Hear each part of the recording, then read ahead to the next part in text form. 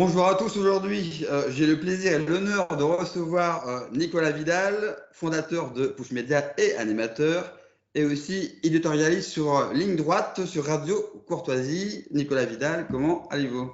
Je suis en pleine forme. Merci Teddy de me recevoir dans cette émission, dans cette Merci à nouvelle vous. chaîne. Je suis toujours intéressé quand de nouvelles chaînes se montent et qu'on fait des petits finalement les uns et les autres. Et plus nous serons nombreux, mieux ça sera. Et c'est très bien que tu puisses te lancer là-dedans et en espérant que ta chaîne connaisse du succès, voilà, et qu'elle soit pas censurée surtout, Teddy. Oui, je pense que notre plus grand défi, c'est justement ça, de ne pas être censuré. Mm. Malheureusement, il y a des sujets où on doit pas en parler ou alors effleurer parce que YouTube n'aime pas beaucoup la liberté d'expression apparemment. Mm. Votre compte Twitter a été censuré il y a peu Oui, tout à fait, ouais, tout à fait. Ouais. et je ne parle pas notamment de RT France qui a été malheureusement interdit par l'Union européenne, mais ça on en parlera à la fin. Ouais. Mm. J'aimerais avoir votre regard sur le nouveau gouvernement qui a commencé très doucement, mais qui depuis quelques jours nous enchaîne quelques bourdes quand même. On a la ministre Monchalin qui appelle les Français à réduire la clim. Mm. Ouais. Nous, nous avons Elisabeth Borne qui conseille à une femme en fauteuil roulant, je précise que c'est une femme qui n'était pas handicapée de base, qui a Mm. subi un accident, donc qui se retrouve malheureusement en fauteuil roulant. Et la seule réponse qu'a la ministre, le Premier ministre, au fait qu'elle n'ait plus d'aide, c'est d'aller chercher du boulot. Mm. En tout cas, ça lui fera sûrement plaisir. On a un Bruno Le Maire qui passe son temps à nous dire qu'il va mettre l'économie russe à genoux. Mm. J'ai bien peur que c'est plutôt notre économie qui est à Mais le genoux. problème, c'est qu'on est déjà quatre pattes, nous, donc c'est compliqué avec Bruno Le Maire. Bruno le rigolo, c'est compliqué avec lui, hein. Mais Bruno Le Maire, en tout cas, il s'y connaît pour mettre un pays à genoux. Il l'a démontré pendant 5 ans et en plus, par chance pour nous, il est reconduit encore pour 5 ans. Mm. Donc ça nous promet un avenir savoureux. On a aussi la ministre des Sports qui nous fait un tweet en anglais. Mm. Ça aussi, c'est une première, hein. J'ai une pensée chaleureuse pour le général de Gaulle qui doit se retourner dans sa tombe. Et puis, la dernière en date, c'est Macron hier qui nous déclare qu'il n'y a pas d'argent magique Mm. alors qu'il a balancé plus de 600 milliards d'euros pendant la crise sanitaire. Donc, quel est votre regard sur ce nouveau gouvernement? C'est la continuité, c'est le gouvernement de la destruction, c'est le gouvernement finalement de la Startup Nation, c'est le gouvernement du néolibéralisme. Certains s'offusquent et s'étranglent quand nous parlons, nous sommes quelques-uns à en parler, à dénoncer ce néolibéralisme, mais la réalité c'est que j'entends souvent ça et là depuis que je combats le néolibéralisme et depuis que je combats cette politique absolument effrayante. Oui, vous comprenez, la France dépense beaucoup dans l'argent public, dans les dépenses publiques, certes, mais il ne vous aura pas échappé que d'une part, l'argent public a été dépensé, ça a été pour éviter d'avoir un mouvement gilet jaune fois 1000, concrètement, parce qu'en fait, le gouvernement, pendant la crise sanitaire, n'a pas pu faire autre chose que balancer de l'argent à tout le monde, parce que sinon, ça aurait été absolument un mouvement populaire de première importance, et on va en reparler, du mouvement populaire, bien entendu, et je n'attends rien de ce gouvernement. En fait, si, j'attends de ce gouvernement, bien entendu, avec Elisabeth Borne. Ça, c'est intéressant, Elisabeth Borne. Vous avez Elisabeth Borne. Elisabeth Borne, c'est l'ancienne ministre du Travail supprimé, et nous la voilà balancée à Matignon pour continuer à être la seconde aide de camp d'Emmanuel Macron pour appliquer sa politique brutale, antisociale au possible, antinationale également, antipatriotique de surcroît, parce que finalement, ces gens ne croient en rien, ne croient surtout pas en la nation, ne croient surtout pas aux Français, dénigrent finalement tout ce qui peut s'avérer l'enracinement à l'identité parce que l'identité, finalement, c'est tout à fait contraire à ce néolibéralisme, à cette mondialisation qui veut faire des individus des êtres liquides, des êtres qui ne sont que des consommateurs, et en faire au bout du chemin des tubes digestifs. Donc, vous imaginez bien, Teddy, que si vous êtes un citoyen, vous êtes plus rétif à avaler les salades et à regarder avec un certain ébahissement la mascarade que nous jouons. Donc ce gouvernement numéro 2, vous l'avez dit, ça a très mal commencé. Il y a eu le Stade de France également, ça a été un scandale. On apprend aujourd'hui que les vidéos de surveillance ont été supprimées sous 7 jours. Par contre, vous, il faut garder vos factures 10 ans, mais par contre, ça ne pose pas de problème qu'au bout de 7 jours, les vidéos soient supprimées quand quelqu'un a appelé sur cancel. Donc voyez-vous que ça commence très très mal, ça commence par le mensonge, le mensonge. On a eu du mensonge depuis 5 ans, bien entendu. Là, on arrête dans notre 6e année. Et ce gouvernement, il commence très mal. Hein. Il commence très mal, mais sur les chapeaux de roue, mais très mal. Donc moi, je n'attends rien de ce gouvernement, c'est-à-dire que vous allez avoir une casse sociale qui va être terrible. La réforme des retraites, Manu Premier nous a dit qu'il allait faire un conseil national de la refondation. Par contre, il serait sorti de cette discussion avec quelques citoyens, quelques forces économiques, politiques, sociales. Je ne sais pas quelles sont les forces politiques aujourd'hui, mais peu importe, on peut en parler. Mais par contre, la réforme des retraites, ça sera sorti du champ de réflexion, sera sorti de cette ignominieuse mascarade. Et il a dit, Manu nous a dit il y a quelques jours que la réforme des retraites, été 2023, elle allait s'appliquer. Donc tout ça est intéressant, et je me tue à le dire, et je vais encore le dire chez vous, mon cher Teddy, mais on m'avait traité de complotiste, mais la réforme des retraites n'est qu'une injonction bruxelloise dans les grandes orientations de politique économique, qui ont d'ailleurs, c'est le semestre européen, c'est le pacte de printemps, comme on appelle ça. Il faut simplement aller lire la littérature indigeste de cette Commission européenne non élue par personne et autoritaire de surcroît, et on se retrouve avec, donc effectivement, pour répondre à votre question de façon plus ciblée, Emmanuel Macron va continuer, ça fait 5 ans que je le dis, il va continuer la feuille de route bruxelloise, mondialiste, et il va à un moment donné saccager tous les derniers acquis sociaux pour continuer finalement à faire baisser la dépense publique un maximum, ubériser la société, parce que c'est la réalité. Emmanuel Macron, il ne croit qu'à l'ubérisation, c'est-à-dire que non, chacun doit pouvoir créer son job, et malheureusement pour des millions de Français, c'est pas possible, et puis pour ceux qui peuvent, c'est 3 jobs. Moi, je suis désolé, je suis dans le sud en ce moment, je vois un monsieur tous les matins, ou plusieurs fois par semaine, qui a 60-70 ans, qui distribue dans mon quartier de la publicité pour la grande distribution. C'est absolument un scandale aujourd'hui que un monsieur comme ça, ou des dames, c'est pareil, hein, soit obligé d'aller distribuer des tracts à la rage du soleil, parce qu'ici il fait très chaud, vous voyez bien qu'à un moment donné, ce système, c'est l'ubérisation totale, moi je suis absolument opposé à cette ubérisation, et je suis opposé à cette société qui fait aussi la destruction, qui repose aussi sur la destruction de la France, du tissu social, de l'intelligence, de l'éducation nationale et de l'hôpital. Voilà, donc on en est là. Donc ceux qui manifestement ont voté pour Emmanuel Macron, libre à eux de le faire, mais je crois qu'ils n'ont pas mis le nez dans les réformes qui sont là devant nous. Parce qu'Emmanuel Macron, aujourd'hui, il se tient tranquille, et encore, il a du mal, hein, il a du mal à se tenir tranquille. Il peut pas s'empêcher de nous raconter des bêtises, mais peu importe. D'ailleurs, il est sorti 2 fois en 3 jours, il s'est fait alpaguer à 3 reprises, bon, peu importe. Mais finalement, il attend bien gentiment le 19 au soir. Quand je parle du 19, je parle bien sûr du 19 juin 2022. Il attend les législatives, et si une majorité de Français, du moins les gens renvoient les députés LaREM, Godillot, Playmobil à l'Assemblée nationale, vous allez voir que les réformes seront engagées dès le 20 au matin, et que ça va taper dur, ça va taper très très sec. Voilà, donc nous sommes retournés, et nous allons finalement, Emmanuel Macron va avoir les mains libres, et il va frapper très fort dans la destruction sociale de ce pays, et dans sa destruction aussi identitaire, patriotique. Et dans ma bouche, ce n'est pas un vilain mot. Je vais citer Jaurès qui disait que finalement la nation c'était le seul bien qu'il restait aux pauvres pour les protéger. Et aujourd'hui Emmanuel Macron, comme toute une caste d'hommes politiques et des femmes politiques européennes, voire refusent ça et veulent à un moment donné aller dans la mondialisation absolue et veulent nous l'imposer de gré ou de force. Et quand effectivement les gens sortent dans la rue, c'est du LBD, c'est de la lacrymo, c'est de la GLFI. J'ai assisté aux manifs des Gilets jaunes les plus durs à Paris et un peu partout en France. La réforme des retraites, je fais aussi. J'ai fait le convoi de la liberté également, que j'ai suivi en tant que journaliste indépendant. Et à chaque fois, ça se finit très mal. Ça se finit très mal, puisque le pouvoir ne supporte pas la contradiction, ne serait-ce que la contestation pacifique d'une partie de la population.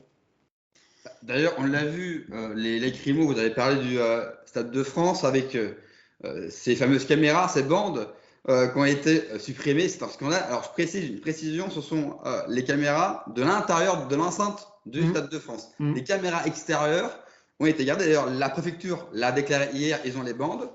Donc, on serait tous ravis de les voir, hein, parce que, évidemment, on l'a vu, M. Darmanin qui accuse les Anglais de s'être auto-attaqués, hein, évidemment. Hein, ça nous arrive très souvent, vous et moi, de se auto-agresser.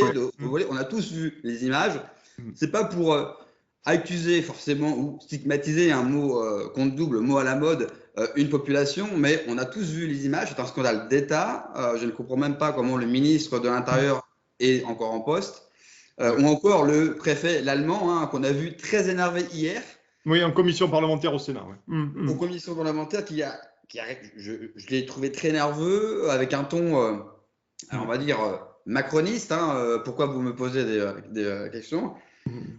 C'est un scandale d'État, un de plus. On a les JO 2024 qui arrivent. La Coupe du Monde de rugby, Ouais, sincèrement, je ne sais pas comment ils vont faire pour se ouais. débrouiller parce que Mm. euh, Ouais. c'est Alors un moi, exemple. j'ai une petite précision à apporter à l'attention du monsieur le préfet allemand qu'on connaît bien pour le maintien de l'ordre, puisqu'on étudie, nous, Oui, quand on est journaliste, nous, on le subit, le maintien de l'ordre dans les manifestations.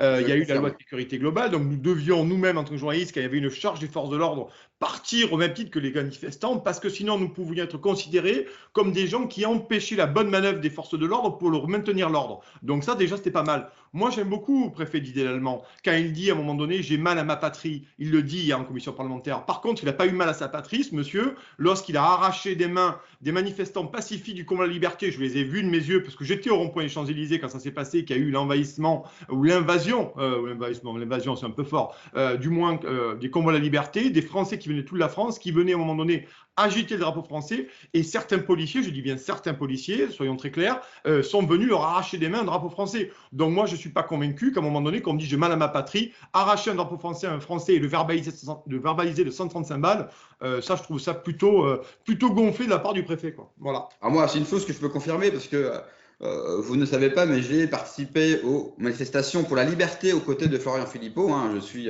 bénévole, hein, je n'ai pas de poste, mais c'est vrai que je m'occupe de la sécurité. Et c'est vrai qu'on a eu à certaines manifestations des gens qui repartaient et qui se faisaient contrôler un peu plus loin. Et quand ils avaient des badges pour la Ouais. liberté ou avec des drapeaux français, ils se faisaient, ils n'avaient pas le droit de circuler dans Paris avec ça. Ils Ouais. devaient non seulement le retirer, ils prenaient une amende.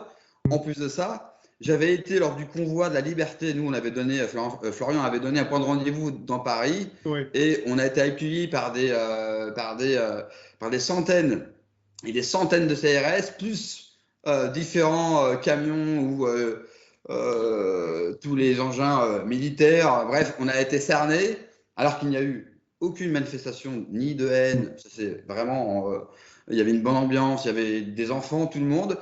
Mais on a senti qu'au premier débordement, qu'on allait se faire gazer et se faire charger. Heureusement, ça ne s'est pas passé. Mais c'est vrai, mais en même temps, l'allemand a été mis en place pour ça. Ah oui, oui, Didier Lallemand est parti de la préfecture de Gironde, de la préfecture de Bordeaux, en Gironde, pour venir effectivement maintenir l'ordre. Il a été amené là. Et puis après, il y a eu la création de la Bravem, hein, Oui. ces brigades motorisées de répression d'action violente en milieu urbain. Je crois que c'est ça l'appellation. Précisément, peut-être pas, mais c'est du moins ce que ça veut dire. Et ça a été mis en place effectivement pour de la répression pure et dure. Il faut être très clair là-dessus. À un moment donné, il y a des choses qu'on voit. En tant que journaliste, on le voit sur le terrain. Et je trouve ça, je trouve que là, on a vraiment glissé depuis quelques années, mais bon, c'était le sujet du gouvernement, mais on a glissé vraiment en termes de liberté publique, de liberté de manifester. On a vraiment glissé dans des travers autoritaires qui sont assez effrayants. Et c'est vrai que quand on vient me porter, on me dit, mais tu exagères sur ces questions-là. Moi, j'invite tous les gens qui ne sont pas encore allés en manif, de venir en manif avec nous. Moi, en tant que journaliste, même venir en tant que, enfin, du moins en m'accompagnant, vous verrez que même le journaliste aujourd'hui indépendant, c'est compliqué de venir couvrir une manifestation aujourd'hui. On peut prendre de sales coups, même sans étant manifestant, hein, juste en venant prendre des notes, filmer et voir un peu ce qui se passe sur le terrain, parce que jusqu'à lors, c'est notre boulot, le terrain. Hein. N'en déplaise à certains éditorialistes vissés sur leur chaise dans les plateaux télé, dans les plateaux ouatés de grandes chaînes info. Le terrain, notre boulot, c'est le terrain. Voilà. Et pourtant, sur le terrain, je peux confirmer, les grandes chaînes d'infos comme BFM ou CNews, on les voit jamais. Mm. On les Moi, voit très peu. personnellement, On les voit j'ai très fait peu. 1 an de manifestation, j'ai dû les voir 3 fois. Mm. Ou alors, quand ils viennent, ils ont 2, 3 gardes du corps. Mm. Ou alors, ils filment de manière en fait discrète parce qu'ils n'ont plus la possibilité. Ou alors, ils n'ont aussi plus envie. Hein. Nous, je sais que nous, sur les mouvements qu'on a pu lancer, on a été très peu suivis finalement par les grands médias et que il y a seulement que les médias comme le vôtre, que les médias indépendants finalement, qui font le vrai boulot en France. Ben oui, on essaie de montrer, ce qui se passe. Après, on essaie de montrer ce qui se passe, c'est tout à fait normal. Mais oui, vous l'avez dit, il y a manifestement les Gilets jaunes, le combat de la liberté, les manifestations pour la liberté, qu'elles soient organisées par Florian Philippot et vous dans les soutiens, d'autres manifestations citoyennes qui se sont tenues un peu partout en France. Bien entendu, on n'en a pas parlé parce que finalement, ne pas en parler, c'est faire comme si cela n'existait pas. Bien Et sûr. ce déni finalement, ce mépris pour la classe populaire, ce mépris pour le français moyen, que je suis, et je me revendique fortement d'être français moyen, je suis un gueux, je suis un bouseux, et je l'assume, et je suis très fier de l'être. Finalement, ça permet de ne pas montrer et ne pas faire voir à ceux qui seraient indécis, à ceux qui ne seraient pas au courant, que finalement dans ce pays, ça fait 5 ans et demi qu'il est en ébullition, et on a essayé de museler toutes les oppositions. Bon, politiques, elles n'ont pas eu la peine parce que se sont muselées toutes seules, hormis quelques-uns. Mais pour les gens qui ont voulu manifester, depuis les Gilets jaunes le 17 novembre 2018, date historique, il faut toujours la retenir, effectivement, le pouvoir s'est rapidement mis au niveau pour museler une partie de la population. Et voilà, c'est tout. Et après, on vient vous dire sur les plateaux télé, la bouche pleine de démocratie, la bouche pleine de parlementarisme, la bouche pleine sauf de référendum. Bizarrement, on ne parle pas de référendum, c'est quand même assez étonnant. Mais pour voir ce que ça a donné pour le dernier, je ne suis même pas sûr qu'ils aient bien envie de faire un nouveau référendum. Voilà. D'ailleurs, Macron l'avait déclaré, si je ne me trompe pas, à la BBC, où une journaliste anglaise lui avait posé cette question du référendum, Ouais. parce que eux, les Anglais, ont eu l'intelligence non seulement d'en faire un, mais en plus de voter oui. Macron avait répondu à cette journaliste que s'il faisait un référendum sur l'Europe aujourd'hui, il le perdrait. D'ailleurs, on le voit dans tous les sondages ou dans tous les chiffres que l'on voit, où vendre le projet européen, ce n'est plus possible en France aujourd'hui. Bah, oui, il faut toujours revenir aux Gilets jaunes. Alors vous allez me dire que je fais une fixette sur les Gilets jaunes, mais moi, quand j'ai fait les premières manifs de Gilets jaunes, il y avait déjà des gens qui affichaient Frexit.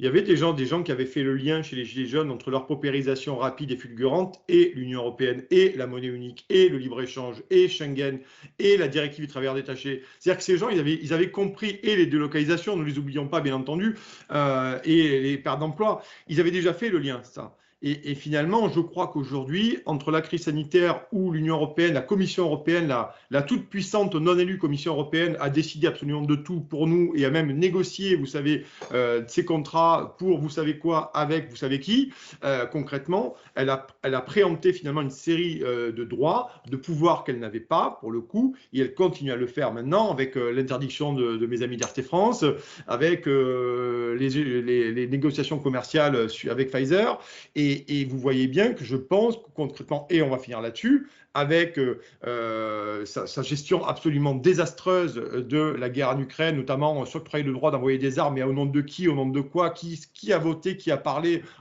quel Parlement a voté ça, personne.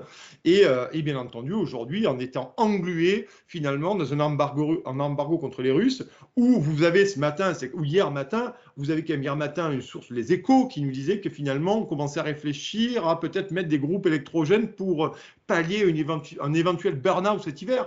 Mais dans quel monde vit-on? Donc je crois qu'à un moment donné, il y a quand même des gens qui ont compris, qui ont fait le lien entre leur situation économique qui se dégrade à vitesse grand V, et ça va continuer, et finalement l'Union européenne, toute puissante, autoritaire, qui ne supporte pas les libertés d'expression et qui impose ses règles de façon autoritaire. Oui, économiquement, elle est autoritaire. Je sais pas dire autrement. Je sais pas dire autrement. Déjà, sur la guerre en Ukraine, ce qu'a fait Ursula von der Leyen, c'est un coup d'État. Elle a parlé au nom de l'Union européenne, qui, je rappelle, n'est pas une nation, n'est pas un peuple. Et au nom de l'Union européenne, non seulement ils ont voté l'envoi d'armes, mais ils ont voté aussi plusieurs milliards pour envoyer, parce qu'ils réclament 5 milliards, je crois, par mois, pour pouvoir continuer l'effort de guerre. Au nom de quoi, là, pareil, le peuple français n'a pas été, en tout cas, on ne lui a pas demandé s'il voulait envoyer des armes et en plus payer pour une guerre qui n'est pas là. Donc, je rappelle que la France n'est pas en guerre. C'est compliqué à comprendre, parce que quand vous regardez les médias jour et nuit, ben, on se croirait vraiment en guerre, mais les Russes ne sont pas sur le sol français. Il faut se calmer 2 minutes. Mais avant ça, j'ai envie de parler de la crise sociale, parce que on a pu voir cette semaine les fameux job dating, donc être professeur en 30 minutes. On a appris qu'un service d'urgence sur 5 allait fermer dans les semaines qui arrivent, pas dans les mois ni dans les années, dans les semaines. Moi, j'habite sur Nantes, je sais que le service d'urgence de Cholet est fermé. Cholet, c'est une assez grosse ville. Et pour avoir des infos sur l'hôpital de Nantes, le CHU de Nantes, ils sont aussi en cours d'infirmiers et de médecins. Donc, ils ont énormément de mal à soigner les gens. On m'a même dit qu'on refusait, qu'on décalait tout ce qui va être opération un peu bénigne, entre guillemets, pour prendre que les opérations importantes, parce qu'ils ne pouvaient plus faire face à l'afflux de personnes dans les hôpitaux, sans parler de l'inflation, qui est quand même, qui fait énormément de mal. Il y a le prix de l'essence qui explose à plus de 2 euros. 2,10 € ce matin. Ce matin, près de chez moi, dans le sud, c'est 2 euros, plus de 2,10 €. Plus de 2 €. Alors, sur Nantes, nous, on est à 2,02 € à peu près. Là. À peu près. D'après encore Bruno Le Maire, il n'y a pas de problème. Il a dit qu'il ne croyait pas à une période inflationniste qui dure ou une crise de l'inflation. Il est quand même formidable. Hein. Et qu'il ne croit pas non plus à une récession, alors que les chiffres… Parce que, une récession, pardon. Une récession, pardon. Une récession, c'est une récession, pardon. Oui. Parce que, Bruno, je suis désolé de te l'apprendre, mais l'économie, c'est des chiffres. Alors, je ne suis pas économiste. Moi, j'ai reçu Philippe Murer il y a quelques jours. Mais quand je regarde les chiffres, on est déjà en récession. L'inflation, en plus, qui nous a indiqué, sincèrement, on peut la revoir à la hausse, on peut assez lui mettre 1 point, 1,5 point, voire 2. Il suffit de faire ses courses. Hein. Je pense que n'importe quel Français moyen, quand il va faire ses courses, il le note. On a eu un article il y a 2 semaines dans Challenge qui indiquait que le budget alimentaire des Français, par Français allait augmenter de 224 € par personne. Là où je ne suis pas d'accord, c'est que je pense que c'est quasiment déjà le cas. Enfin, peut-être pas de 200 €, mais en tout cas, on peut noter facilement dans les 50-80 € supplémentaires par caddie, ce qui est énorme. Vous parlez beaucoup des gilets jaunes. Comment se fait-il que le pays ne craque ou ne s'effondre pas déjà car les gilets jaunes, c'était des gens qui étaient venus nous dire qu'au 15 du mois, ils ne pouvaient plus vivre. Quelques années plus tard, nous avons une inflation et une récession grandissante, un prix de l'essence qui a explosé. Comment font-ils et surtout, comment se fait-il que les gens ne sont pas tous dans la rue? La réponse est très simple. La réponse est très très simple, cette question. Il faut voir la répression qui a été infligée aux gilets jaunes. C'est une répression, pardon, qui a été hallucinante. Je rappelle. C'est la peur vraiment qui empêche les gens de… Ah oui. Pour connaître beaucoup de gilets jaunes qui ont eu des gros ennuis judiciaires, des avocats qui ont défendu les gilets jaunes, et moi-même avoir été sur le terrain, vous savez, je l'ai déjà dit, mais quand j'ai vu, moi, à Paris, dans les rues adjacentes aux Champs-Élysées, j'ai vu des CRS, à part tous les CRS, une nouvelle fois, pas tous les CRS, j'ai vu des représentants de forces de l'ordre tirer des femmes par les cheveux sur les trottoirs. Je l'ai vu, ça, moi, dans les rues. Je l'ai vu. Et vous avez 800 gilets jaunes qui ont été incarcérés. Et pour la plupart, ils n'avaient les casiers judiciaires vierges. Donc, il y a eu une répression. Rappelez-vous aussi, les réseaux sociaux ont été bouclés. Parce qu'il y a ça aussi. D'une part, il y a la répression, Teddy. Le premier volet, c'est la répression. Et le second volet, comment se sont faits les gilets jaunes? Les gilets jaunes, ils se sont faits sur Facebook.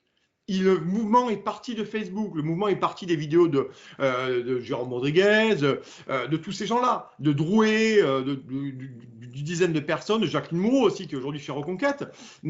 Et vous avez ces deux phénomènes, finalement, d'une part la répression, donc la peur de sortir et de perdre une main, de perdre un bras, de se faire interpeller, de finir en garde à vue, de pire, de comparer devant un tribunal en comparution immédiate. C'est quand même un sacré traumatisme pour un individu qui lutte simplement pour ses droits et sa vie à rester digne. Et puis, vous avez aussi le verrouillage des réseaux sociaux. Aujourd'hui, amusez-vous à faire un appel sur les réseaux sociaux. Vous allez voir, ça va être très vite réglé, votre problème. Va être très vite réglé. C'est-à-dire qu'aujourd'hui, ce n'est plus possible. Alors, je comprends qu'il y a un cadre dans la loi avec la préfecture et qu'il faut, à un moment donné, déclarer les manifestations. Mais je veux dire par là, c'est que ces deux éléments de blocage, de verrouillage des réseaux sociaux et de répression policière, et une partie de répression judiciaire aussi, de la justice, pour avoir assisté à des procès en correctionnel en tant que journaliste chez les Gilets jaunes, j'ai trouvé que les peines étaient extrêmement lourdes au vu des éléments que possédaient les instances pour condamner les gens qui étaient actuellement dans la salle, dans le tribunal, pardon. Donc, il y a ces deux éléments qui font qu'à un moment donné, aujourd'hui, il faut sacrément avoir du courage ou un peu d'inconscience pour s'amuser à venir lancer un appel sur les réseaux sociaux. Très sincèrement, ça devient très compliqué. Et ça, ce sont des choses qu'on voit quand on est, comme moi, qu'on travaille là-dessus, qu'on connaît des gens, bien sûr, dans les gilets jaunes, dans des cercles de manifestants ou des opposants, et on se rend compte que c'est de plus en plus compliqué. Regardez-vous sur la crise sanitaire, combien de choses ont été verrouillées, combien de comptes ont été supprimés, combien de comptes Facebook, de chaînes YouTube, de comptes Twitter. Moi-même, j'en ai fait les frais. Et en parlant de McKinsey, on m'a supprimé mes 2 comptes Twitter, alors que c'est des comptes Twitter médias. Push Media est un média agréé par le ministère de l'Éducation nationale avec un numéro CPPAP, c'est la carte de presse du média. Ils ont osé supprimer de compte Twitter de médias agréés officiels national. Voilà. Donc, vous voyez que pour les Gilets jaunes, c'est pour répondre à votre question, pourquoi ils ne sortent pas et qu'est-ce qu'ils pourraient faire qu'à un moment donné, ça va basculer, parce que ça basculera à un moment donné. Il ne faut pas croire que la peur de la répression va tenir le monde comme ça en permanence. Et je commence à croire ce que j'entends depuis 2 ans et demi. Je commence à le croire. C'est vrai que ça fait plusieurs fois qu'on me dit, et même on me le répète assez régulièrement, on me dit, tu sais, Nico, les gens sortiront quand vraiment le frigo sera complètement vide. Mais vide. Vide. Et je ne voulais pas me résoudre à cette analyse, je ne voulais pas me résoudre à cette conclusion, mais j'en viens aujourd'hui à me dire, quand je vois comme vous, Teddy, partir les gens le matin travailler avec des pleins à 2,10 € ou à 2 € ou à 2,20 €, avec une inflation qui monte, avec un hôpital qui s'effondre, avec des job dating, et j'aimerais qu'on en reparle des job dating. C'est extrêmement intéressant, ça, au-delà d'anecdotes, c'est très intéressant. Je me dis, mais quand est-ce que ces gens-là vont prendre conscience du péril qui les attend? Et le péril, ce n'est pas dans 10 ans, ce n'est pas dans 20 ans. Vous l'avez dit, le péril est dans quelques semaines, il est devant nous, le péril. Et ceux-là même, les Gilets jaunes qui étaient en première ligne, sont en première ligne. Et puis après, vous avez vraiment les gens qui sont un peu endormis et qui finalement vivent dans la tyrannie du présent, dans la vraie tyrannie du présent, et ne voient pas une semaine. Hormis les vacances qu'ils ont prévues cet été, pour ceux qui auront la chance de pouvoir partir en vacances, soit parce qu'ils ont un peu d'argent de côté, soit parce qu'ils ont un schéma sanitaire, pour ne pas dire autre chose, complet. Vous voyez ce que je veux dire? Et donc là, il y aura à un moment donné, les gens bougeront massivement quand ils seront vraiment dos au mur. C'est-à-dire le dos au mur, Teddy, c'est plus pouvoir mettre du gazon, de l'essence dans sa voiture, c'est ne plus avoir d'argent. Aller dans un supermarché, un hypermarché et avoir une carte bleue qui vous dit, une petite machine qui vous dit paiement refusé. C'est ça la réalité. Et finalement, on se rend compte que le pouvoir a tellement joué la peur et la répression pendant 2 ans sur les volets sanitaires et sur le volet social qu'aujourd'hui, les gens, pour ceux qui sont allés au front, des manifestations pacifiques pour la plupart, hein, parce que bon, il ne faut pas exagérer non plus, et bien aujourd'hui, les meneurs, les leaders, les rouages, cet attelage qui menait les gens dans la rue, eh bien, on les a brisés intellectuellement, on les a brisés, c'est-à-dire psychologiquement, on les a brisés. Donc, ils n'ont plus envie d'aller parler à Jérôme Rodriguez, quoi qu'on en pense pour le coup, hein, quoi qu'on en pense. Je ne fais pas de politique ici là-dessus, mais pour connaître plusieurs figures, parce qu'ils n'aiment pas leader, mais figures qui sont d'obédience politique tout à fait différentes, il y en a certains qui ont vécu l'enfer, franchement. Franchement, ils ont vécu l'enfer. Hein. Parce que voilà. Et voilà mon élément, ou mes 2 éléments de réponse sur pourquoi finalement les gens aujourd'hui ne sortent pas dans la rue. Voilà. Moi, pour avoir participé à de nombreuses manifestations, c'est vrai que je me suis fait le même ressenti. Ça sera la faim qui fera bouger les gens. Certes, il y a la peur et c'est vrai que les 2 ans de crise sanitaire a permis au gouvernement en plus d'essayer de nouveaux outils. Et ils ont vu finalement que ça marchait pas plus mal. On a une masse de personnes qui finalement se complaisent et qui gobent toutes les informations pré-mâchées que leur offrent les médias mainstream. Et pour moi, il n'y a que la fin, quand les gens ne pourront plus, qu'on serait au bout du bout. Ouais. Surtout qu'aujourd'hui, on nous a annoncé que les chèques alimentaires n'arriveraient pas avant 2023. Ouais. Donc ça aussi, ils arriveront après. Je pense qu'ils vont revoir.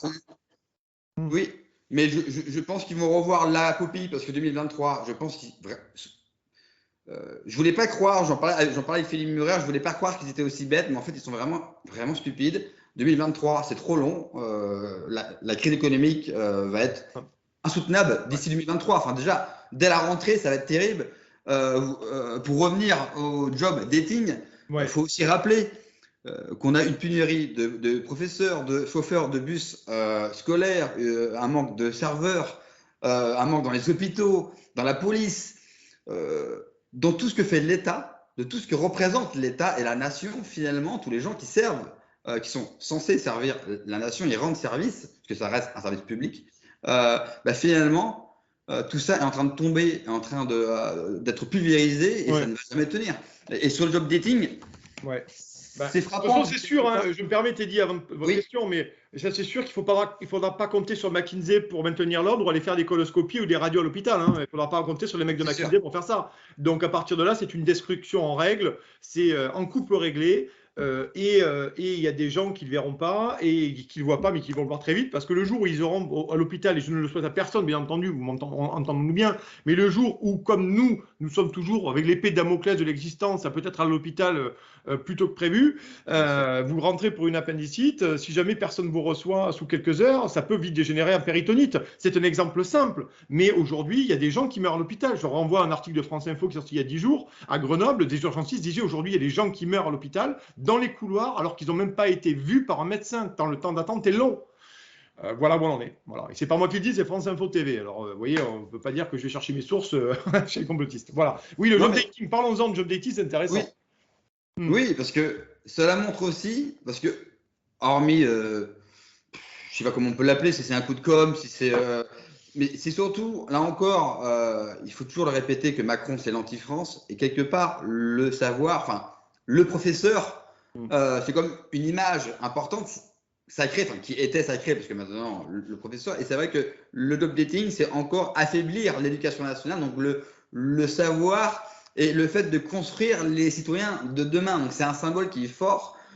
J'écoutais un père de famille qui est sûrement de très bonne volonté, mais qui nous expliquait qu'il faisait les mathématiques à ses enfants. Donc pour lui, automatiquement, il pouvait être professeur, comme si moi je pouvais être ingénieur, évidemment, alors que je n'ai pas du tout, les prérequis. Donc, qu'est-ce que vous pensez de ces job dating, surtout que le gouvernement annoncerait d'autres job dating pour d'autres justement métiers, parce qu'ils se rendent bien compte que plus personne ne veut faire ces métiers. Bien, on en revient toujours en pareil. Je vais répondre sur la dernière partie de la question. On en revient à la volonté d'Emmanuel Macron depuis le début, c'est l'ubérisation totale de la société. C'est d'ailleurs pour ça qu'ils ont pété en deux le droit du travail depuis 2016. Rappelez-vous des lois Macron. C'est la loi El Khomri, mais c'était Macron qui était derrière. Oui. Voilà. Donc après, il y a eu l'arrêt de la Cour de cassation récemment au tribunal des prud'hommes. Donc vous avez pratiquement plus rien au prud'homme. Donc on casse finalement, on donne plus recours au salarié qui a été licencié de façon abusive. Je crois que le harcèlement est un peu à côté, mais le licenciement abusif aujourd'hui, ça ne sert plus rien d'aller à prud'homme. Mais c'était l'objectif. Donc vous avez la carte du travail et finalement on va ubériser. Je vous le disais tout à l'heure, l'ubérisation de la société, c'est comme un livreur Deliveroo ou Uber Eats, ce que vous voulez. Finalement, vous voulez bosser, vous créez votre boulot, vous montez en tant qu'entrepreneur, vous faites des factures. Par contre, si vous n'avez pas de clients, vous n'avez pas de facture, donc vous crevez la dalle, on vous filera un chèque énergie pour bouffer. Mais pour en revenir là-dessus, sur le job dating, c'est intéressant, et vous avez en partie répondu à la question, et je partage une partie de votre analyse. C'est-à-dire qu'effectivement, pour moi, déjà, on fait ça à la va-vite parce qu'ils se rendent compte là-haut au ministère de la Culture, de l'Éducation, depuis le formidable règne de Jean-Michel Blanquer qu'on appelait au gouvernement Jean-Michel à peu près, que tout est détruit. Donc on fait à la va-vite pour essayer d'avoir des profs rapidement, des enseignants à la rentrée. Mais la réalité aussi, et vous l'avez dit tout à l'heure, c'est qu'il y a une volonté, une nouvelle fois, je m'accroche à l'idée, il y a une volonté de destruction de la citoyenneté, une destruction de l'individu, de couper tous les liens, de couper la connaissance, de couper finalement l'accès à l'histoire, l'accès au libre arbitre, à la façon de pouvoir réfléchir, à la façon de pouvoir se constituer comme citoyen et d'avoir une réflexion sereine. Donc à partir de ce moment-là, on traite l'éducation comme on a traité à peu près les citoyens depuis 30 ans, c'est-à-dire qu'on a voulu en faire des tubes digestifs et ça a commencé dans les années 90 ou un peu plus 85 avec l'arrivée des téléfilms américains, du cinéma américain, je me rappelle avoir regardé moi les dessins animés Disney Channel. Donc on a commencé à abrutir le citoyen de plus en plus et puis on a continué avec l'école et maintenant je vous invite d'ailleurs à lire et peut-être à recevoir Aude Denisot qui est une prof de droit administratif qui vient d'écrire un livre formidable sur la tyrannie des photocopies. Ça vient de sortir d'ailleurs, je vais la recevoir moi très bientôt dans Putsch Live et elle vous montre, et pas qu'elle, il y a Brigelli, il y a René Chiche, il y en a toute une série aujourd'hui d'ailleurs qui ne sont pas beaucoup invités dans les grands médias mainstream, ces gens-là, c'est assez étonnant d'ailleurs. Et vous voyez qu'avec ce job dating, finalement, on désacralise quelque part, vous l'avez dit, la figure de l'enseignant. On est bien loin des hussards noirs de la République, ceux qui instruisaient, qui n'éduquaient pas, qui instruisaient. Parce que je vous rappelle que jusqu'en 1928, ça s'appelait le ministère de l'instruction publique, pas l'éducation nationale. Donc ça aussi, bon, on va pas refaire le XXe siècle, mais je veux dire par là, c'est qu'on est en train de détruire, et on ne forme plus des citoyens. On ne forme plus des citoyens. Et les méthodes d'apprentissage aujourd'hui, si vous avez dans votre entourage vous-même des enfants et que vous regardez, vous suivez un peu ce qu'ils font, aujourd'hui, les gamins n'écrivent plus rien. C'est donc la tyrannie de la photocopie en référence au livre de Haute de Nizot. Et finalement, ils ne font que des cercles, ils relient des mots entre eux, ils n'écrivent plus rien, donc ils n'ont plus du tout la graphie, la mémorisation des mots, et on en fait des abrutis. On en fait des abrutis pourquoi? Pareil, ghettoisation. Si vous êtes dans une famille aisée, privilégiée, qui a senti l'histoire déjà, elle vous a mis en privé ou privé hors contrat. Pour les autres qui ne s'occupent pas des enfants et qui estiment, les parents qui estiment finalement que l'école fait son job et que le gamin, à l'école, il a dû apprendre, eh ben ces gamins-là, malheureusement pour eux, et c'est tragique, vont être perdus, sachant que le bassin d'emploi, ou du moins le chômage frappe dur. Donc oui, le job dating, c'est ça, c'est vous voulez changer de métier, mais c'est le même temps. C'est l'ubérisation. Vous avez été cariste ou ingénieur, tiens, ça m'emmerde ce boulot. Tiens, en septembre, je vais aller faire une réunion maintenant de demi-heure avec un gars du rectorat. Et puis, début septembre, je ferai une semaine de formation. Et puis, début septembre, je suis enseignant. Mais c'est la destruction totale. Mais c'est un nihilisme éducatif, c'est un nihilisme civilisationnel qui fait peur. Mais finalement, quand on y réfléchit, c'est pas qu'un fait divers. Finalement, quand on y réfléchit, c'est une véritable stratégie. Donc un peu à la va-vite, parce qu'ils se sont rendus compte qu'ils sont très courts à la barricade pour septembre, mais aussi de faire enseigner n'importe qui. Je serai devant des élèves, j'enseignerai je serai n'importe qui, parce que vous l'avez dit, je n'ai pas les compétences, la pédagogie, je ne l'ai pas. Je ne l'ai pas, ce n'est pas mon job. Mais bon, donc voilà, donc grosso modo, il y a aussi au côté aussi, c'est la tyrannie de l'hédonisme. Quand j'ai vu certains candidats à ça, je les ai entendus parler parce que les médias leur ont donné la parole. Oh ben oui, j'avais changé de boulot, je m'embêtais dans mon boulot, je trouve que c'est sympa d'être avec des enfants toute la journée, d'apprendre des trucs et tout. Non, mais non, en fait. C'est déjà que le niveau des professeurs a baissé. Aujourd'hui, vous avez nombre de postes et le nombre de reçus est inférieur au nombre de postes d'à peu près une grande partie des académies. C'est vrai. Mais on est, alors déjà, c'est un métier qui n'attire plus, c'est un métier qui est très mal payé pour le coup. Et puis, il faut le dire aussi, les jeunes profs sont envoyés dans des zones très, très compliquées. Vous savez, ce qu'on appelle pudiquement les zones non-droit ou les quartiers difficiles, ou je ne sais quel acronyme encore exotique. Et la réalité, c'est ça. Donc, vous avez ça conjugué et une volonté pour moi de notre élite politique, et je l'ai déjà dit, je suis Jean-Marc Morandini, je l'avais déjà dit, je pense qu'on a voulu, moi je pense que c'est la fin de la bobine, c'est-à-dire qu'on a voulu abrutir les gens. Il y a une volonté délibérée, préméditée de la destruction et d'abrutir les gens. Voilà. Parce que quand vous avez des abrutis, c'est facile, c'est plus facile à gouverner. Quand vous avez des tubes digestifs face à vous, dans une population, même une grosse minorité, ou une petite majorité, c'est beaucoup plus facile à gouverner. Et finalement, certains d'entre eux vous disent Macron, il a bien géré la crise sanitaire. Parce que vous partez aussi du principe, et c'est la réflexion que beaucoup n'ont plus, c'est que vous ne pouvez pas remettre en cause le fait que l'État est là pour votre bien. Le postulat est l'État est là pour mon bien. Non, l'État n'est pas là pour ton bien. Et c'est de moins en moins vrai aujourd'hui. Donc, toutes ces réflexions qui devraient être intéressantes ne le sont plus. Et ça finit par des job dating où n'importe qui enseignera n'importe quoi à des enfants. Et on continuera de mettre sous l'eau l'avenir de la France et surtout les futures générations. Les futures générations qui sont notre avenir, qui vont être les garants de notre nation, qui vont être les garants, les passeurs aussi de notre histoire. Et moi, je suis très inquiet parce que là, je vous le dis, et je m'arrêterai là, je vois mon pays s'effondrer sous mes yeux en ce moment. On l'avait prédit, ça fait 5 ans qu'on le prédit, mais là, on ne le prédit plus. On le voit s'effondrer, littéralement s'effondrer. Ce pays est en train de s'effondrer devant nos yeux, en ce moment même, ça s'effondre. Donc, les gens qui ne veulent pas voir ça, qui continuent à regarder les JT sur la 1 et la 2, et puis ils verront bien le jour où ça va tomber comme une tuile, ça tombera comme une tuile. Mais comme on disait avec Alexis Poulain, mon copain Alexis Poulain, c'est pas faute de les avoir prévenus. Vous avez parlé de... Moi, c'est un constat que je partage. C'est vrai que ça fait 30 ans que la France s'effondre, mais on n'a jamais vu un effondrement aussi rapide, et surtout que là, on le ressent même dans notre chair. Enfin, en tout cas, pour moi, quand vous aimez ce pays, comme vous vous battez, vous, à travers les médias, moi, que ce soit du bénévolat ou ce que j'essaye de faire modestement sur YouTube ou sur Instagram où je suis beaucoup plus présent, c'est vrai que c'est terrible de voir un pays s'effondrer. Et surtout, ce qui m'a beaucoup étonné, ou pas étonné, c'est qu'avant l'élection, on ne parlait pas du tout de tous ces problèmes. Et là, je ne sais pas si vous avez remarqué, une fois que Macron est élu, tous les jours, il y a un effondrement. Tous les jours, on apprend que la police s'effondre, que l'hôpital s'effondre, que l'éducation nationale s'effondre, que chaque jour, on a un chiffre, ou même pour la montée de la violence, on est rendu à 3-4 personnes égorgées ou poignardées, égorgées. Égorgées. On a je ne sais pas combien de gens qui ont acheté des maisons et qui sont exploitées. On l'a vu avec la famille dans le 91, près de Paris. D'ailleurs, la maison a été libérée aujourd'hui.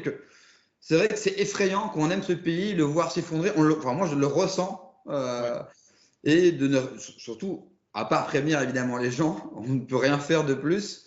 Moi, ce que j'ai pu voir, pour revenir, je voulais revenir sur la jeunesse. Cette jeunesse-là, c'est l'avenir, mais cette jeunesse-là, on l'a détruite pendant 2 ans. Moi, quand je vais sur Paris, je suis très choqué de voir principalement les jeunes et les enfants continuer à porter le masque et non pas les adultes. Pour voir l'abrutissement qu'on a fait subir à notre jeunesse, cette peur, et même continuer à le porter, je parle dans la rue, cela démontre bien qu'on a détruit cette jeunesse et puis maintenant, on va leur offrir des professeurs recrutés en 30 minutes. Donc, on doit vous dire que si on compte sur notre jeunesse pour nous relever, ça va être aussi compliqué. Parce que malheureusement, ils prévoient grandement et ils sont en train de la détruire aussi. Mais c'est un problème très complexe. Vous l'avez dit, pour ce qui est des masques et des gens qui mettent encore le masque, je vous le dis, c'est des gens qui estiment que, je le répète, le postulat qu'ils ont en eux, c'est-à-dire que l'État nous veut du bien, donc si l'État nous avertit, machin, il est là pour nous protéger. Donc je pense que le constat est quand même assez alarmant et que je pense qu'il faudrait quand même se poser de bonnes questions. Et puis, concrètement, sur cette jeunesse-là, je le répète, c'est un jeu de domino. C'est un jeu de domino. Vous avez, je le répète, ils ont abruti. Alors, je ne dis pas que Emmanuel Macron, parce que pour le coup, il n'est pas le seul responsable. Il faut quand même le dédouaner de temps en temps. Et là, c'est le coup. Je ne le fais pas souvent, mais ce n'est pas le seul responsable. Ça fait 30 ans qu'on abrutit les gens. Ça fait 30 ans qu'on abrutit les gens. On a abruti les gens avec les jeux télévisés, avec la télé-réalité. Regardez le niveau des émissions. Moi, parfois, je me balade sur la TNT. Ça ne dure pas longtemps. Mais je me dis, mais à quel moment l'humanité s'est-elle perdue pour qu'on en arrive à des programmes aussi débiles que ça ? À quel moment s'est-elle perdue, l'humanité? Et du moins la France, parce que c'est la France qui m'intéresse pour le coup. Et donc finalement, vous avez le premier rouleau compresseur qui est passé sur les 30 ans, et les gens qui ont mon âge aujourd'hui, qui ont des enfants, de fait, pour certains, je ne dis pas pour tous, je ne généralise jamais, mais pour certains, ils ont été compressés là-dedans, ils ont été hachés menus, et ils réappliquent avec leurs enfants, sans se rendre compte que le péril est déjà là, sans se rendre compte qu'effectivement, pour l'éducation, l'école publique, vous voyez les témoignages et vous voyez, quand vous connaissez des enfants dans votre entourage et que vous regardez un peu ce qui est fait à l'école, quand on commence à vous coller des photocopies, et c'est le cas, parce que je l'ai vu à plusieurs reprises, qu'on vous colle des photocopies dans des cahiers que plus personne n'écrit rien, on ne réfléchit plus, on organise des goûters à l'école parfois, des sorties au cinéma. Mais est-ce que c'est le rôle de l'école de faire des goûters le vendredi après-midi pour aller au cinéma? Donc moi, j'entends des bobos me dire « Oui, mais c'est cool, tu comprends ». Non, c'est pas cool en fait. C'est pas cool, c'est pas le rôle de l'école. L'école, c'est pas Aquapark, l'école, c'est pas Aqualand, on est là pour bosser. Donc tout ça fait que ça, c'est des exemples qui peuvent paraître un peu puérils, futiles, mais il masque aussi une réalité énormissime. Et la baisse du niveau, elle est partout, la baisse du niveau. Dans l'orthographe, essayez, nous, dans le journalisme, de recruter un stagiaire sur le niveau d'orthographe, vous allez pouvoir en passer des CV. Je vous le dis, vous allez pouvoir en passer parce que trouver quelqu'un, pourtant, c'est des gens qui sont de bonne volonté. C'est ça. Mais c'est que la formation en amont n'a pas été faite. Donc, on se retrouve avec une population de millions de gens qui se retrouvent jetés dans un monde de plus en plus complexe et dans lequel on leur a menti. Pourquoi? Parce qu'on leur a menti, parce qu'on ne leur a pas expliqué les règles du jeu. On ne leur a pas expliqué les règles du jeu. On leur a laissé croire, et aux familles notamment et aux parents, il a le bac. S'il a le bac, déjà, c'est le premier grade dans la vie sociale et professionnelle, il passera en faculté ou autre. D'accord? La réalité, c'est qu'aujourd'hui, je vais le dire, pour ne pas avoir le bac, il faut faire une demande écrite au rectorat, quoi. Soyons clairs. Oui. Soyons clairs. Je le dis, je l'assume. Voilà, c'est comme ça.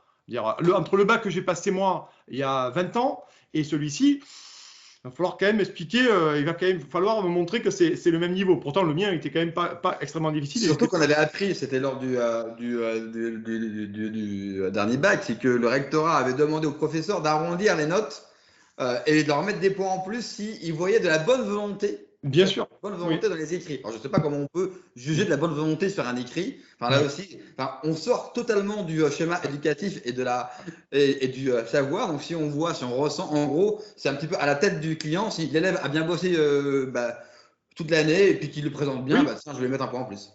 Mais c'est exactement, c'est la société hédoniste, c'est la société bienveillante, mais elle n'est pas bienveillante, t'as dit la société. Parce que la réalité, c'est que quand ces gens vont arriver sur le monde du travail, vous le savez, quand ils vont être face à un employeur, Ça va être terrible. face à des dossiers à remplir, ils vont être concassés, ils vont être broyés, on va les pulvériser. Et là, ils ne comprendront pas pourquoi. Ils ne comprendront pas pourquoi. Sachant que déjà, moi, à mon époque, c'était compliqué de se trouver une place dans cette société.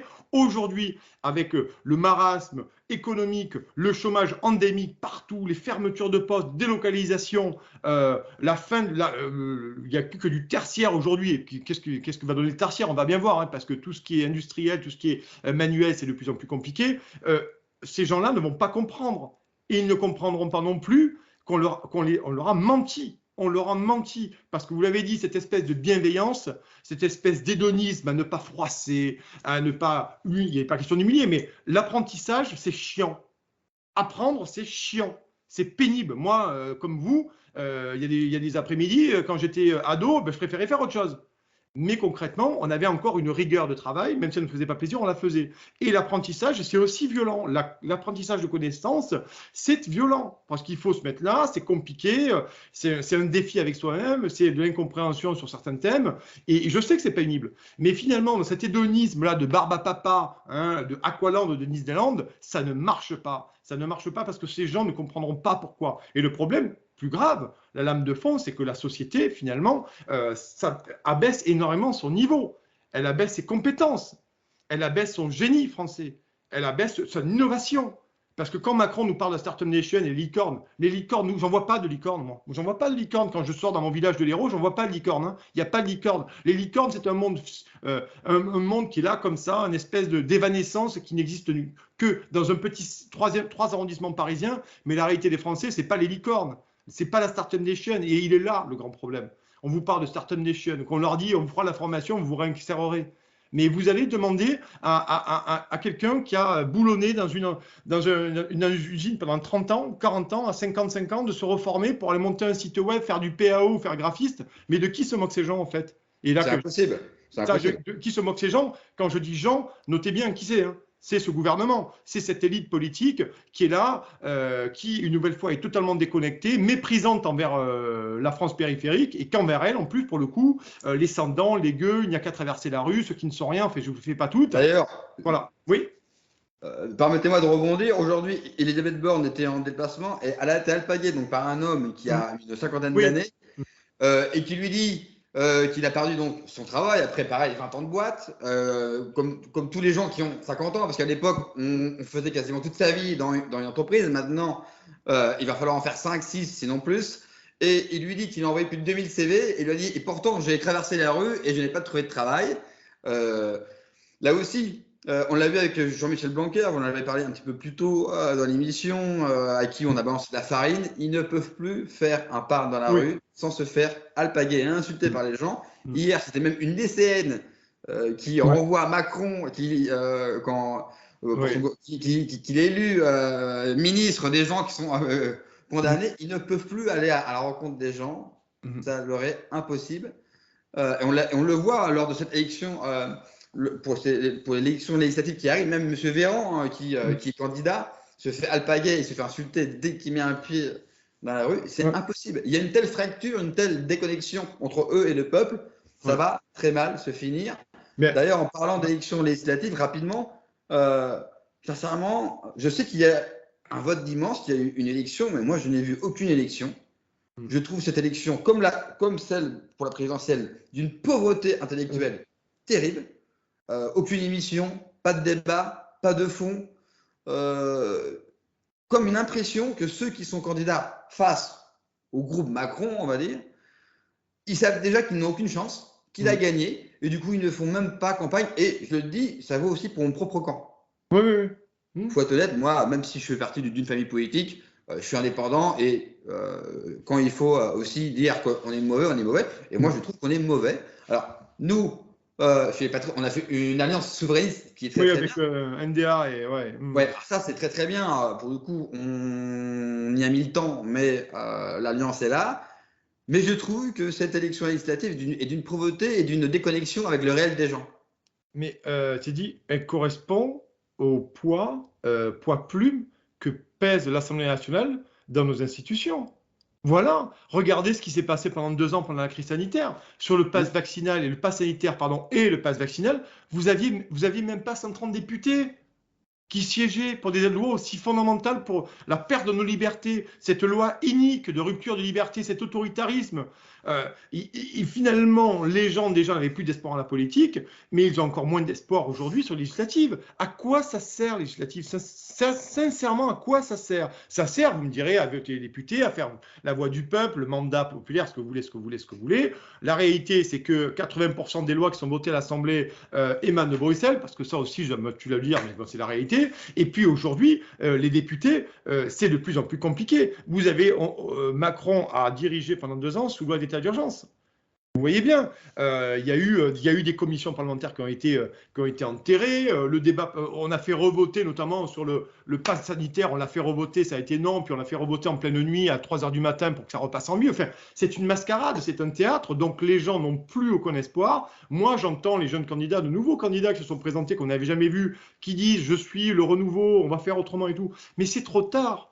Je ne mets pas en cause la bonne volonté de ces gens qui, je trouve, qui sont courageux de se présenter aujourd'hui, très clairement, surtout à droite, parce que c'est là où c'est quand même le plus compliqué, chez vous, ou chez Reconquête, ou chez d'autres, parce que c'est vrai que c'est difficile d'aller sur le terrain maintenant là-dessus. Mais je veux dire par là, c'est qu'ils sont pleins de bons sentiments et plein de volonté. Mais nous arrivons à la fin de ce système républicain que nous connaissions, parce qu'il y a aujourd'hui un procès légitime justement en légitimité politique. Quand on commençait à annoncer ça il y a 5 ans, on nous disait vous pouvez pas dire ça, c'est trop grave de parler de la légitimité politique, vous êtes anti-parlementariste et tout. Non, nous les gens on se pose des questions et on interroge les gens, mais aujourd'hui il y a un véritable procès en légitimité politique et j'ai l'impression qu'une partie du peuple a déjà rendu son délibéré.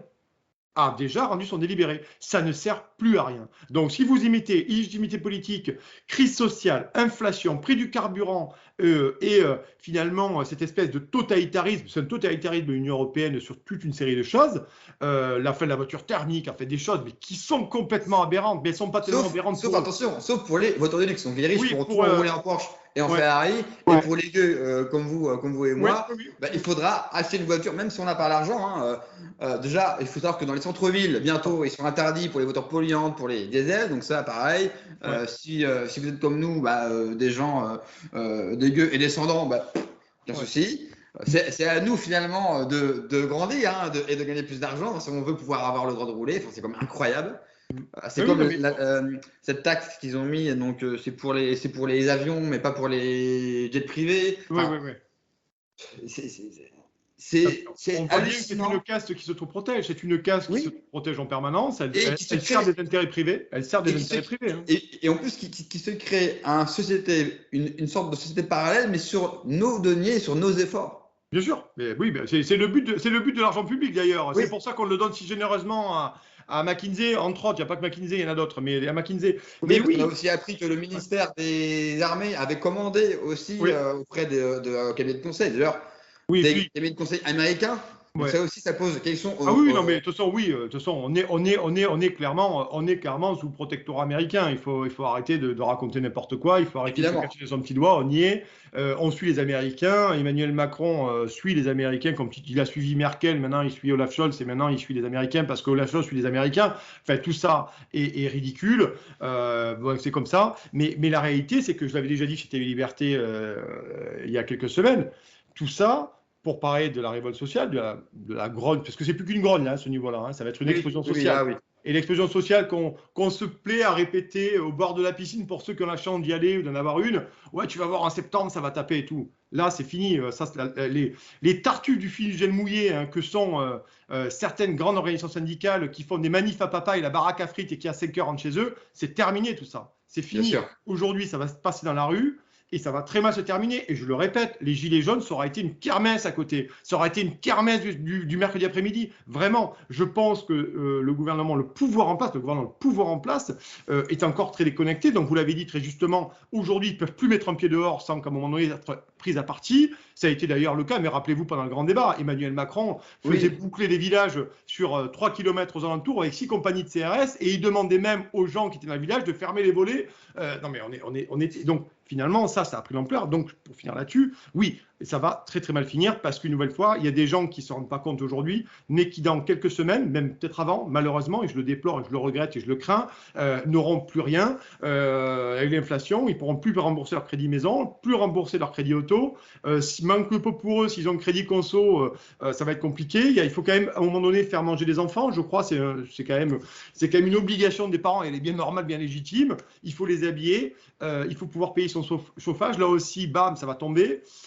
Vous allez attendre quoi? Un chèque alimentaire, un chèque énergie, 2000 balles?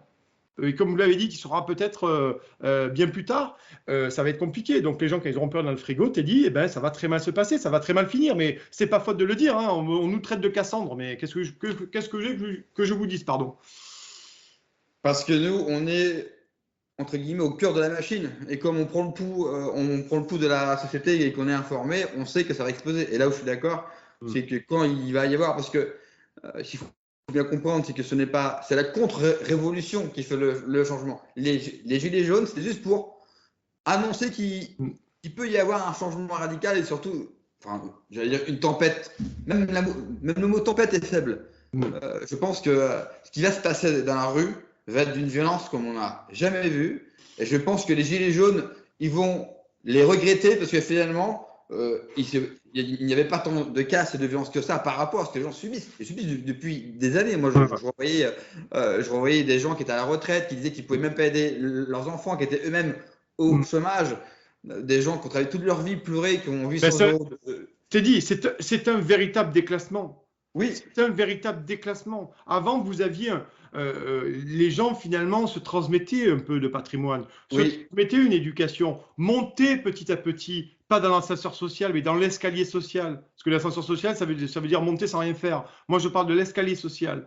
Les gens, petit à petit, montaient comme ça dans la société. Aujourd'hui, c'est le grand déclassement. C'est absolument le grand déclassement. Vous ne pouvez même plus, malheureusement, pour certains d'entre nous qui ont des parents plus âgés, qui ont besoin de soins ou qui ont besoin d'institutions spécialisées, aujourd'hui, vous ne pouvez même plus payer à vos parents un établissement décent. Ah ben si, il y avait Corian et Orpea d'ailleurs, mais apparemment, eux, ils ont eu des problèmes il n'y a pas longtemps. Je crois qu'il faut éviter. Voilà, oui, payé par les fonds d'investissement américains, ça aussi, c'est formidable. Mais vous voyez, donc c'est un véritable déclassement, et c'est un déclassement très brutal, très, très brutal. Avant, ça concernait une infime minorité de la population. Parce que très sincèrement, passer de la première classe à la 4e classe, c'est compliqué. Hein. C'est compliqué. D'ailleurs, c'est pour ça qu'ils ont fait le Ouigo, je crois, à SNCF. Et après, il y a eu les Flexibus, rappelez-vous, des cars Macron. Là. Parce que ça, c'est la 4e classe du TGV. Hein. C'est ça, mais pour être plus sérieux là-dessus, oui, c'est un énorme déclassement. Et nos élites politiques mondialisées, cette oligarchie, n'a pas bien saisi, ne voit pas du tout, n'anticipe pas, n'appréhende pas du tout ce déclassement qui va générer une violence inouïe. Et il ne faudra pas venir après pleurer sur les plateaux télé le soir pour nous dire qu'il y a des anti-républicains, il y a des factieux, il y a des séditieux et des machins. À un moment donné, qui sème la colère récolte la tempête. Hein, voilà, c'est extrêmement important. Et moi, je le déplore, une nouvelle fois, je le déplore. Mais ce ne sera pas faute pour certains, avec quelques-uns de copains, qui sont de tous bords politiques réunis, de l'avoir dit, de l'avoir dénoncé, d'en avoir fait les frais aussi, des suppressions de comptes Twitter, des fermetures de chaînes, des fermetures de vidéos Facebook et YouTube, pardon. Donc voilà, mais on le dit et moi je le déplore, mais ça va très mal finir. Voilà. Dernière question, justement, vous venez de parler des médias. Je suis obligé de vous parler de RT France. Le recours est aujourd'hui, au moment même où on tourne cet entretien. Qu'est-ce que vous espérez de ce recours? Est-ce que c'est possible que RT France, vous avez dit sur Radio Courtoisie il y a quelques jours que RT France apparemment recrutait à nouveau, en tout cas à tour de bras. Donc peut-être qu'eux ont des infos qu'on n'a pas. Est-ce qu'on peut revoir RT France? Ben, moi, je l'espère. J'espère qu'on verra. J'espère qu'on reverra parce que moi j'ai une histoire d'amour avec la chaîne. C'est la première chaîne qui m'a fait confiance, qui m'a appelé en fin 2018 pour les Gilets jaunes justement, qui m'a fait confiance, qui m'a fait venir à plusieurs reprises. Je l'ai déjà dit chez Clémence Oudiakova dans cette très bonne matinale ligne droite. On m'a même mis en garde, hein, plusieurs journalistes m'ont mis en garde de mes passages trop fréquents à leur goût sur RT France. À cette époque-là, je faisais d'autres émissions sur des plateaux un peu plus mainstream. Et d'ailleurs, on remarquera que quand j'ai commencé à aller tous les samedis ou me voir 2-3 fois par semaine sur RT France pour décrypter l'actualité sociale et de l'Union européenne, puisque c'est mes sujets de l'Union européenne, ces plateaux-là n'ont plus donné, ne m'ont plus du tout appelé. Peu importe, j'étais très bien là-bas. C'est une chaîne qui m'a fait confiance dès le début. Ensuite, après, elle m'a fait l'honneur de me proposer un poste d'éditorialiste politique sur la chaîne. Donc, moi, j'ai été ravi là-bas. Mais je ne sais pas, ce qu'on peut attendre du tribunal de l'Union européenne. Je n'en sais absolument rien. Moi, j'espère, je ne peux que formuler des vœux. J'espère que la chaîne va pouvoir réémettre très vite. J'espère que la chaîne va pouvoir repartir. J'espère que la chaîne, là, je n'ai pas de souci. Je sais que la chaîne a toujours fait un travail remarquable d'exigence. C'est une chaîne télé très exigeante. Si certaines chaînes télé, Chaîne d'Info, étaient aussi exigeantes qu'RT, eh bien, franchement, il faudrait qu'ils prennent des petites formations chez RT pour savoir comment on bosse sincèrement. Parce qu'aussi, il y a certes, il faut dire aussi, hein, t'es dit qu'il y a certains journalistes qui se sont félicités de la fermeture d'RT le 27 février 2022. Beaucoup de gens dans les médias se sont félicités de la fermeture. Je pense que c'est un péril parce que la réalité, c'est qu'il va y avoir des problèmes. C'est qu'il y a des médias qui seront aussi, je vais dire un mot trivial, mais shootés à un moment donné. Hier, c'était RT. Demain, ça sera peut-être Putsch, ça sera peut-être Gérard Info et Mike Borowski, ça sera tout le TV Liberté aussi qui subit la censure. Et la réalité aujourd'hui, c'est que moi, sur RT France, on m'a jamais dit de quoi parler. On m'a jamais dit avant ou pendant l'édito, tu n'aurais pas dû dire ça, tu n'aurais pas dû dire ça. J'avais la carte blanche là-dessus. D'ailleurs, c'était très clair avec la chaîne.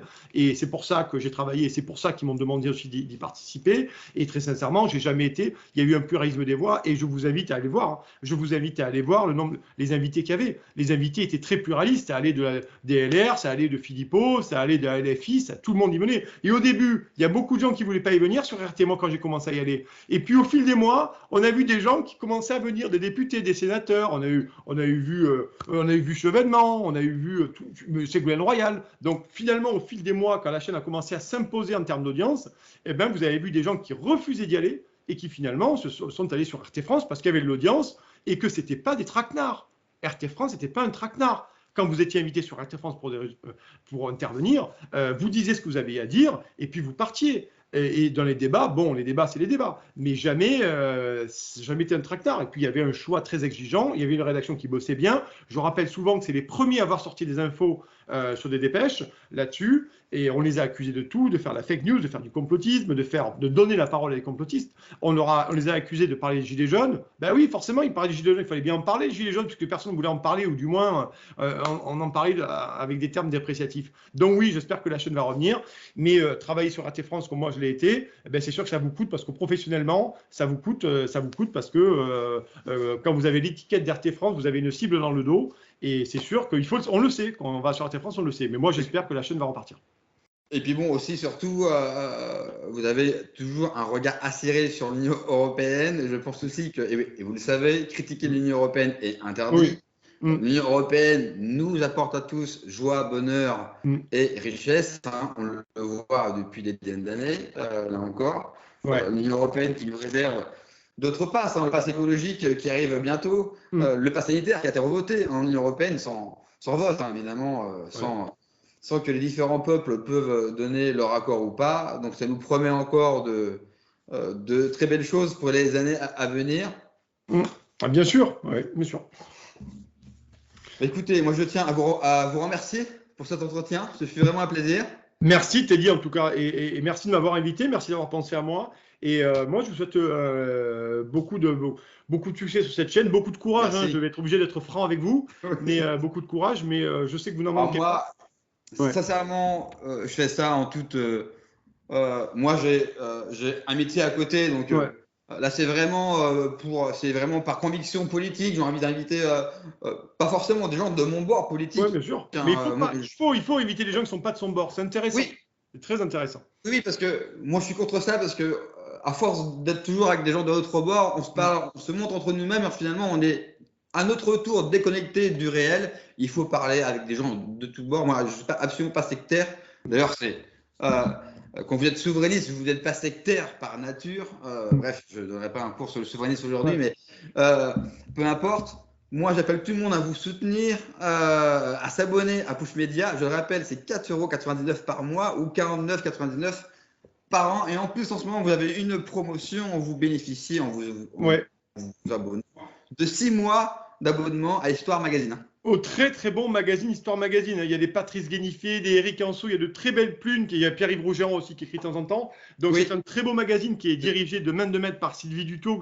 Et pour le coup, je ne vais pas faire la flagornerie parce que je ne le fais jamais, ça me fait m'emmerde. Mais là, elle fait un très très bon travail. C'est difficile pour eux et comme pour nous tous. Et vraiment, cette offre, elle permet aussi de vous abonner 6 mois, de bénéficier de ça. Et Histoire Magazine, il y a un très bon dossier, notamment sur la démocratie, sur le référendum, sur les élections, pardon. C'est extrêmement intéressant dans le numéro de ce mois-ci. Voilà. Je le confirme pour être abonné. Vraiment, il est important d'aider tout ce type de projet ou de médias indépendants parce que beaucoup de gens se plaignent de ne pas être assez bien informés.